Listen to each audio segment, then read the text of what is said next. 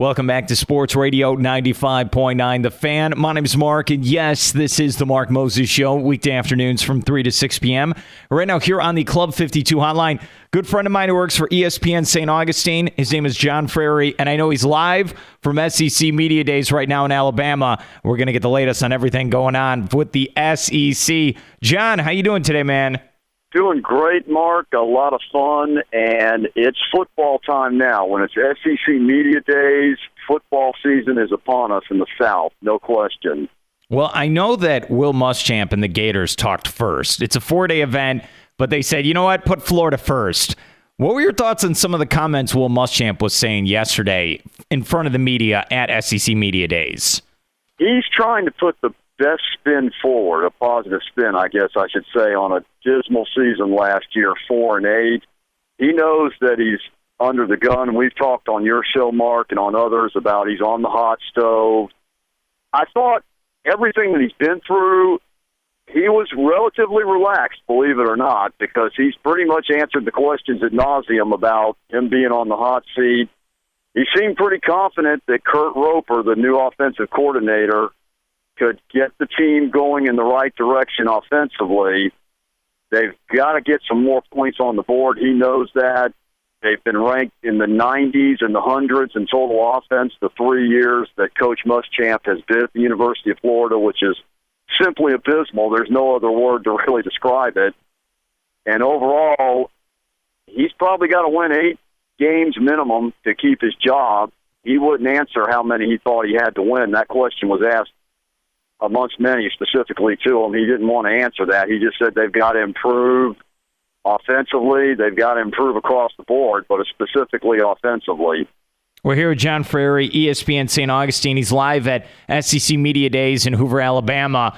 What about your thoughts on what he needs to do? And I know we've talked about this before, but you heard him talk yesterday.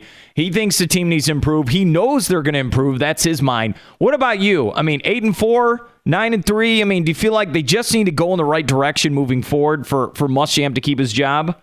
I think 8-4 will keep his job. I do think, though, Mark, they need to be competitive in the games, the big games, whether they win or lose them. I'm talking Alabama, Georgia, South Carolina, Florida State. And what I mean is, if he rolls out the first 3 wins of the season, which he should, they're playing Idaho, Eastern Michigan, and Kentucky. He's got to win all 3 of them. You can't win those 3 games and then go to Alabama and get beat 37-10. Because then I think Jeremy Foley, the athletic director, and I think the Florida boosters, and I think there's going to be a lot of scrutiny if he gets blown out. He's got to be competitive in those games and show that Florida can start competing for SEC titles again, because since Coach Muschamp's been here, they had the 1-11-2 year, but even that season back in 2012, a lot of those wins, fair or unfair, people were saying were with smoke and mirrors. They won a lot of games right at the end. They still didn't score many points. So I think they've got to show a much more exciting product on the field. Obviously, winning is the bottom line, but a more exciting product on the field and much more competitive against their rivals. And I talked about this on your show before. A win over Georgia would go leaps and bounds for Coach Muschamp, because that's a rival he hasn't beaten yet. They're 0-3 against Georgia. He's had a chance to beat them every year, but he hasn't gotten it done. So he's got to find a way to steal one of those games, I think, that Florida's not supposed to win this year, and win all the ones that he's supposed to keep his job. Okay, I'm going to sound like the fan in the stands who won't shut up. When did 8-4 become the norm? Like, that's a great season for the University of Florida. What am I missing here? 8-4 is good enough for us? No, it's really not. You're not missing anything, but coming off of 4-8, I think 8-4 is going to be good enough this year, especially when you look at a new offensive coordinator, a totally new offensive system. But I think eventually that they've got to get back to 9, 10, 11 wins and competing for SEC titles. And what you just said, Mark, is why a lot of folks wanted Coach Muschamp dismissed last year, because now your mindset is, okay, they had a 4-8. You're going to accept 8-4 in 2014. And who knows if 8-4 keeps his job? I think 8-4 will, if you're asking me. But 8-4 is right on the cusp of whether he keeps his job or not, and I think he will if they're competitive in those other games that I just talked about, and the offense is exciting, and it's not, 3 yards in a cloud of dust. And that's basically what this offense has been since Coach Muschamp's been here. We're here with John Frary, ESPN St. Augustine. He's live at SEC Media Days. Well, I know the starting quarterback for that offense you're talking about, Jeff Driscoll, was talking to the media. You were right there. What were some of the thoughts of Driscoll talking to the local Gator media? He likes this offense because it allows him to use his legs more. And Jeff, in 2012, when he was able to play a full season, in games where he got outside the pocket and was able to run, that opened a lot of things up for Florida. I specifically asked him about the wide receivers and the new tight end, Jake McGee, the transfer from the University of Virginia. Yeah. Very high on McGee. That's his roommate as well, Jeff Driscoll's roommate. He thinks he's going to be able to make a lot of big plays for the offense. And Demarcus Robinson was a name that Jeff Driscoll spoke of that a lot of the folks in the media and the fans are going to know who he is sooner rather than later this season. He's a guy that actually got dismissed from the team last year. He was upset with the way the offense was running. Coach Muschamp dismissed him from the team. He's been reinstated, but I found that interesting that Jeff specifically mentioned Demarcus Robinson as a guy that people would know who he is when this season's done. What about Hargraves III? He had a great season last year for that defense. What were some of his thoughts from SEC Media Days? He seemed pretty confident. He was very low-key, very smooth and polished, speaking of the media. I'll say that. I think he's going to be one of those guys that not only in the South, but nationally, his name's going to be known because he was probably one of the few bright spots for the University of Florida last year in the abysmal season, 4-8, as we've touched on. I think he's a guy that could be a first-team SEC. I know he's going to be voted on a lot of ballots, and I expect him to have a great year. What about Tabor? I heard news yesterday that he was popped for some drug use during the offseason, and then Muschamp already disciplined him. I mean, where did this come from? You got to explain to me this story. Well, it came to our attention yesterday. This happened back on May 27th. Huh. And he was picked up in Gainesville. He was cited for having, I don't know the specific amount of marijuana in the car. At the time, he denied it was his. And Coach Muschamp didn't go into what the discipline was, like you just stated, Mark, but he did say that it's been taken care of. And he didn't mention Jalen being suspended for the first game against Idaho either, because that was another question that was brought up once this story circulated around the building here in Hoover, Alabama. That it was surprising that just came out on July 14th when this happened back on May 27th. Oh, man, that's a good point. Hey, it's like for the Gator fans, just get the disciplinary thing out now. We got to win football games, right? There's no time for suspensions. Absolutely. They can't afford any injuries or suspensions. Injuries are a word that Coach Muschamp cringed at anytime that was mentioned at the media days yesterday when he was here. He said, "Don't jinx me or curse me." He said, "I've had my share of those for a lifetime already." Oh, that's a good point. What about Fowler? I know he's there as well, and I know he's joking around. He can't wait to start hitting some quarterbacks. I mean, what was your impression of Dante Fowler?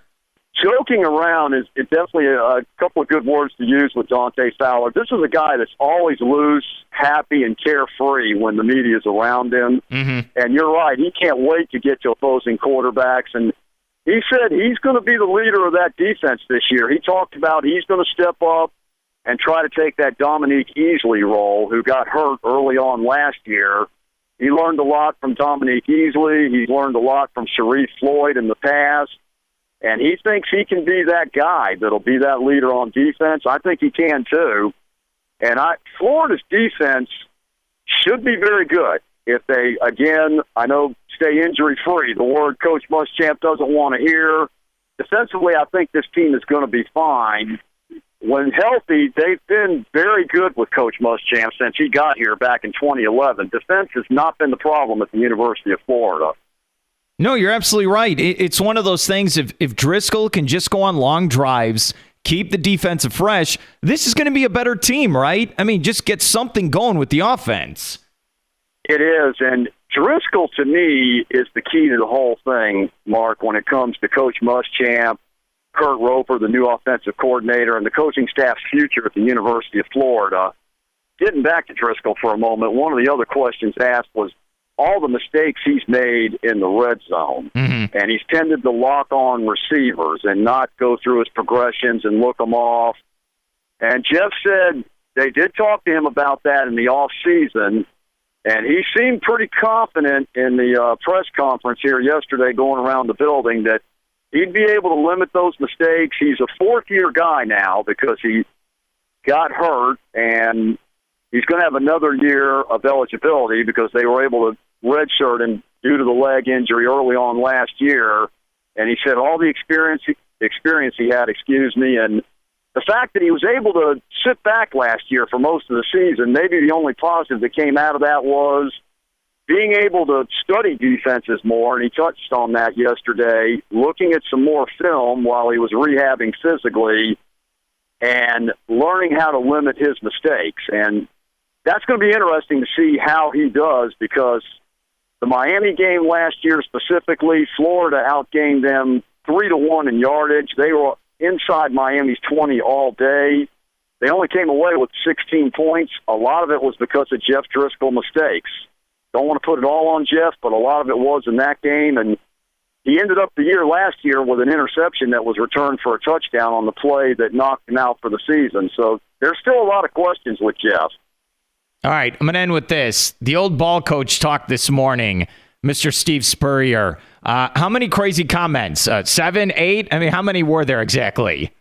That was fantastic, Mark. And I don't know if I'd say they were crazy comments, but he called it talking season. Oh. And I can't even remember the song he compared it to, but he said, we've all got a bunch of smoke right now, and we're trying to stop smoking cigarettes. He said during this time of year, everybody's talking. He said, who knows how anybody's going to be, because he was actually talked about all the one-liners he's come up with, or asked about all the one-liners he comes up with over the years. And one of the questions was, do you just come up with these at the moment? Do you have these in your mind before you go into these press conferences? And he says, no, it's just talking. But I found it interesting that he said he's in a great situation at South Carolina. He's going to be 70 years old this year, which is hard to believe with Coach Spurrier. Seemed like yesterday he was 43 years old and coaching at the University of Florida, where time has gone. But anyway, he's going to be 70. No signs of slowing down or retiring, because that was asked. He seems pretty confident South Carolina is going to be a contender to win the Southeastern Conference. And just as when he got at South Carolina, he said his goal before he leaves and retires is to get South Carolina that initial Southeastern Conference championship. Coach Spurrier has always said he's a guy that likes to accomplish first wherever he goes. At Duke, he won the first ACC football championship back in 1989. At Florida, he got the first official SEC championship amongst many of them and the first national championship. Now he wants to get the first SEC championship at South Carolina. And he mentioned they were ranked number 4 at the end of the season last year, which was the highest they've ever been ranked at the end of any football season at the University of South Carolina.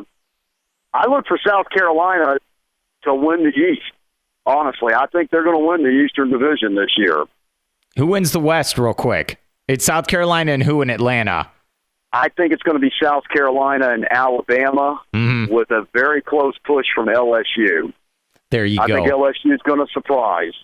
There you go. His name is John Frary, ESPN St. Augustine, live from SEC Media Days. John, appreciate the insight, and I hope I can get you on again. Mark, I always look forward to coming on your show. It's always a blast. Have a great day.